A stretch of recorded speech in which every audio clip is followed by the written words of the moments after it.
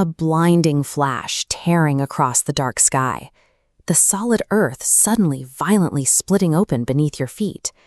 For thousands of years, people watched these forces tear through their cities and assumed they were witnessing the unpredictable wrath of gods or the movements of mythical beasts shifting beneath the dirt. It is easy to understand why. The terror of both a lightning strike and a major earthquake comes from the exact same place. They appear to strike from the clouds or the ground with zero warning. But the truth is, neither of these phenomena are sudden. What looks like an instantaneous flash or a sudden rupture of rock is actually the dramatic finale of a very long, invisible process. To survive these disasters, we have to stop focusing on the explosive aftermath. The real mechanics of destruction happen during the quiet accumulation of energy that comes right before the break. We can see how this energy builds up by looking at something much smaller: static electricity. When two distinct materials rub against each other, the simple act of friction strips negative and positive charges from their surfaces. You can see this at work right here. Running a plastic comb through dry hair transfers electrons to the plastic. That built-up charge exerts a physical force on these small pieces of paper, strong enough to defeat gravity and lift them into the air. In 1752, Benjamin Franklin proved the tiny shock you get when taking off a polyester shirt is the exact same physical mechanism as a massive lightning strike, just operating on vastly different scales in the atmosphere. The reason that energy does not discharge continuously is due to a concept called resistance. There is usually a physical or environmental barrier, like dry air or thick fabric, that traps the charged particles and prevents them from moving freely. This establishes our core mechanical rule. Whether happening on the sleeve of a winter coat or miles up in the atmosphere, energy will continuously pool together until it is strong enough to violently overpower whatever barrier is holding it back. Take that static friction and scale it up to the size of a thunderstorm. Inside moving clouds, rapid air currents toss ice and water droplets against one another, rubbing together and accumulating massive pools of electrical charge across the cloud's surface. Normally, the surrounding air acts as an insulator. It blocks those positive and negative charges from flowing down to the ground, forcing the energy to stay trapped.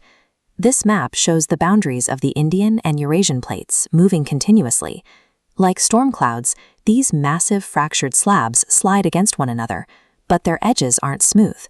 Where these plates meet, the jagged rock faces physically lock together. This locked fault zone is the subterranean equivalent of insulating air. The rocks act as a physical barrier, holding back the immense kinetic energy of entire continents trying to move. Eventually, the system hits an absolute breaking point. The magnitude of the electrical charge grows too large for the air to contain, or the mechanical strain on the subterranean rock becomes too massive to hold. This diagram shows a seismography recording the jagged spikes of a seismic wave. When that physical resistance finally fails, decades of locked-up tension are released in seconds, radiating outward as violent energy that shakes the earth. Despite taking place in completely different environments, one in the open sky and the other deep underground, both a lightning strike and an earthquake are driven by the sudden failure of resistance against a massive buildup of energy. We do not have the power to stop tectonic plates from shifting, nor can we prevent storm clouds from building up electrical charges. And we still cannot accurately predict the exact moment a fault line will slip. Because we cannot stop the discharge of energy, modern engineering focuses on something else, designing systems that allow that massive energy to pass safely through our environments instead of fighting it. A lightning conductor provides a path of least resistance. A metal rod placed on top of a building catches the strike, and a wire channels the electrical charge safely past the structure and diffuses it deep into the ground, a process known as earthing. This exact same logic applies to earthquake engineering. In highly seismic zones, architects avoid heavy, rigid concrete and utilize lighter, flexible materials like timber or mud, allowing the building to sway and absorb the wave rather than resisting it.